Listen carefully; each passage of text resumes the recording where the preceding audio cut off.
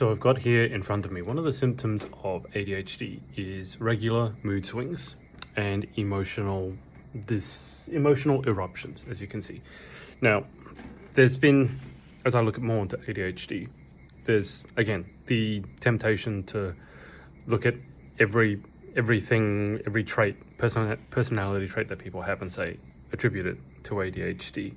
And that's something that I want to be very, very careful of. And no one of these symptoms is definitive of ADHD. But also, it's funny that sometimes I will read a symptom that apparently is indicative of ADHD, and then I'll think, hang on, I don't have that, so I must not have it.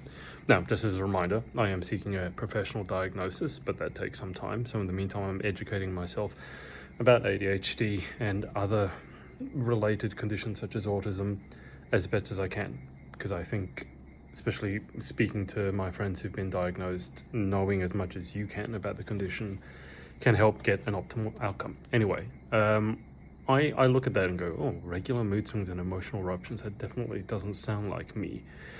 And I was thinking about it because this morning I had to take the cats to the vet to get a vaccination. Now, we have two cats. One is very, very quiet and he was fine.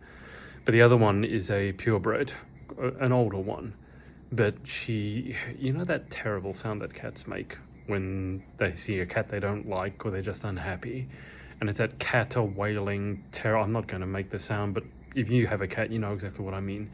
And as soon as she's put in the cat carrying cage, she begins making that sound. And then it keeps going when you carry her out to the car in the cage. Then it keeps going when you're driving to the vet and she's in the back in her cage. It's only about a 10-minute drive, if that.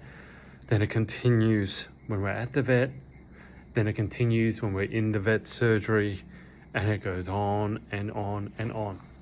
Now, I've already talked about my issues with sensory processing and how I had no idea that it was a thing, especially related to ADHD, but that consistent noises can really overwhelm me, then frustrate me. There's anxiety, and then there's my main reaction to it is actually overwhelming anger, like an irrational anger. And I'm not an angry person, coming back to this, regular mood swings and emotional eruptions. And so by the time I got back into the car, I was really, really frazzled because the cat wouldn't shut up. And the whole time the vet was, doing the vaccination, I just felt like he was taking his time. He kept trying to make small talk, and I was just like, oh, please shut up, just jab the damn cat. And, he was actually being really nice and being really friendly and making small talk, which is what you should do. But the sensory overload was just overwhelming in terms of making me angry. It's not something I'm proud of, but it's also something that I felt I had very little control over. And if you've not had it, it's not that it really feels like you don't have any control over it. I hesitate to say that because I think we always have some degree of control, but it's just an irrational anger that builds up. And in me, it makes me want to punch people in the face. And I'm not that person, and I never punch anyone in the face. But it's an irrational anger that I can't explain any other way. And so by the time we got back in the car, I was already angry, pissed off. And then just after we left the vet surgery, there's a turn off to go back into the highway. And there's this turn on to the highway that I had to go onto that has basically, it's got a solid white line as you turn onto it, which means that the existing traffic on the highway can't veer into that lane. Now, the whole reason for that is that it allows more traffic to get onto the highway more quickly, because otherwise, obviously, the traffic on the highway has a right of way. So there's a solid white line on the lane that all that side traffic turns into, including myself. But sometimes people are just idiots and they just don't think that, that white, they don't know, either don't know what that white line means, or they don't see it, or they don't think it applies to them. And so I got a big, honk from someone as they went tearing past. And remember, I'm already really, really pissed off, like irrationally. And now because I know about the sensory processing disorder, I'm like, I even want to fight it even more because now I'm more aware of it, so it's even worse. And so I just went into, we'll call it road rage. I mean, I honked back. I normally don't do that. And then just sort of had this out loud outburst to myself, going on about how people should lose their licenses and how the driving test is BS, blah, blah, blah, blah, blah, blah, blah. Long story short, got back home, but it took me about I would say it took me about a good half hour just to calm down back to a normal-ish kind of emotional state, after which it's kind of a mixture of embarrassment and shame that you overreact so much, but then also kind of frustration that you can't control it better. And that got me thinking again about this, regular mood swings and emotional eruptions, because I thought that's not me, because generally I'm very, very controlled. In fact, my friends at school would used to try to sometimes, scare me to see if they could get a reaction. And I prided myself in never giving them a reaction, never jumped, never flinched, never anything.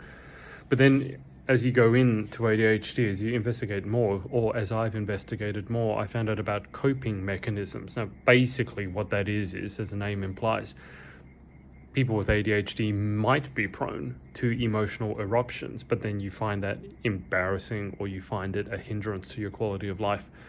So you work out some coping mechanism to not necessarily deal with it, but to hide it, to try and make best do as you can with it. And so I realized that actually when I'm with people that I trust, around people that I'm comfortable with, or when I'm by myself, actually, little things can set me off irrationally. And I was watching a TikTok, an Instagram, beg your pardon, today, from Ready Set Squirrel. And it was an Instagram about, how sometimes a little thing can set someone with ADHD off, and then it's almost worse having to explain why it set you off, because again, it's not a rational reason, it just sets you off. And the reason, so I had developed that coping mechanism to mask the mood swings and the emotional eruptions, but to the point where I actually forgot that I ever had them. And again, I had to think, and I've become more cognizant as I've been looking more into ADHD, that a lot of the time you'll have developed coping mechanisms sometimes that are so good that you fool yourself.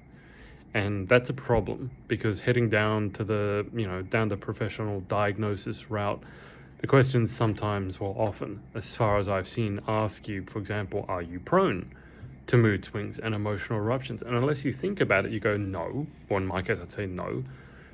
But then the actual correct answer to that is, well, I've developed advanced coping mechanisms to deal with that. And so if I didn't have the coping mechanisms, I would be prone to emotional eruptions, but I've developed coping mechanisms because in polite society, having frequent emotional eruptions is not great. Especially me working as a coach, working with young people, young women, I can't just be bursting, all the time, having emotional outbursts. And so I also have spoken to a few people who have ADHD and then anxiety. And many times the anxiety is also I'm not saying it's only a coping mechanism, but it functions as a coping mechanism for another symptom of ADHD, which is apparently we forget things very often, or we find it difficult to turn up on time, or we forget appointments. And what the anxiety does, it gets to the point where you're so freaked out about forgetting an appointment or turning up late. When you set like 5 alarms to wake up, that's a coping mechanism. And if you didn't have that coping mechanism, you would forget or you would turn up late. So again, it's very difficult because you really have to think about this. It's like, do I have problems remembering appointments? And you say no. But then if you think, like, are you someone who always, like my friend, has to turn up half an hour early because she's freaked out she's going to forget the appointment or turn up late? Are you someone who has to set five alarms for the one appointment? Or in my case, they say, people with ADHD, they lose things all the time. And I was like, I've never lost anything. But then I remembered I always put my things in the same place, because if I don't, then I am worried that I'll forget them. I'll probably forget them. And then it was funny. I got confirmation today because I went to play tennis with my best friend and it was really, really hot. I had to sit in the car for a while because he was a bit late turning up. That's fine. But, sometimes when you are doing something that you don't normally do, like sitting in the car, I was with the air conditioning on, just waiting for him to turn up. I don't normally do that. I'd get out of the car, right? But it was really hot. So I was sitting in the car with the air conditioning on, and so you have the keys in, etc. And then it just throws that routine that you've developed off a little bit. And then I realized when I was on the walk to the court with him, hang on, I don't have my car keys, because I know where they are normally. They're in my pockets, always. I know exactly where they are. Then I couldn't find them there. And it's like, damn, where are they? I went back to the car, thought I left them in the ignition, they're not there. And then I retraced my steps. I mean, it was only like 10 steps away from the car. There's only a certain number of places that the keys could be. Turned out it was in my tennis racket bag. But see, even that little disruption to my routine, and I can't remember where I had put my keys, despite only having put them there 30 seconds ago, if that. And, everyone, again, this part of the problem, again, is that everyone forgets things from time to time. But when you go down the official diagnosis route, it's difficult because the questions they ask, they could be masked by coping mechanisms that you've developed. And also, sometimes you get the questions and go, well, doesn't everyone have that? Like when it says regular mood swings and emotional eruptions, you might be tempted to go, well, doesn't everyone have emotional eruptions from time to time? So it's on a spectrum, right? It's not like normal, neurotypical people never have emotional eruptions. And ADHD people are having emotional eruptions every 5 seconds. It's not like that. It's a judgment call, which makes it difficult, especially if you are, let's say, super hypercritical of yourself. You will see things through a different lens, and then ADHD people tend to be in their heads, at least from what I've observed, more so than the average person. So then you start really, really overthinking these questions, and to the point where you can't give an answer. And the answer you give is, you feel like it's either, well, I'll give the answer that you want me to give you as a psychiatrist or psychologist, and you want to diagnose me with ADHD, so I know you want me to answer this. Or I could give the honest answer, or I could give some other answer. And it's just, you go through all these hoops as to how should I answer this question rather than just answering it. So it is super difficult. And as I learn more about the symptoms, at least a common symptomology, it almost becomes more difficult because you become more aware of it. And then, whereas before I might go, oh, I was just getting angry. Now I'm feeling, hang on, I'm having an emotional outburst that was triggered by sensory processing overload. And so in some ways, it's making it even easier to be stuck into my head too much. So we'll see. I mean, the benefit is that it does allow you to give yourself a bit of grace and say, okay, well, yes, I overreacted, but I do have something is going on in my brain that's a bit different to other people. So you can give yourself that bit of grace. And also I will say, when I started feeling myself getting really worked up at the vet's place, when we were just waiting for him to turn up, which seemed like an eternity, I excused myself from the room where the cat was going bananas, because I knew I needed to get out of there because I could feel myself getting angry. So it does help in that way. You can feel sometimes things coming on, and then you can try to take some steps to remove yourself from the triggering situation.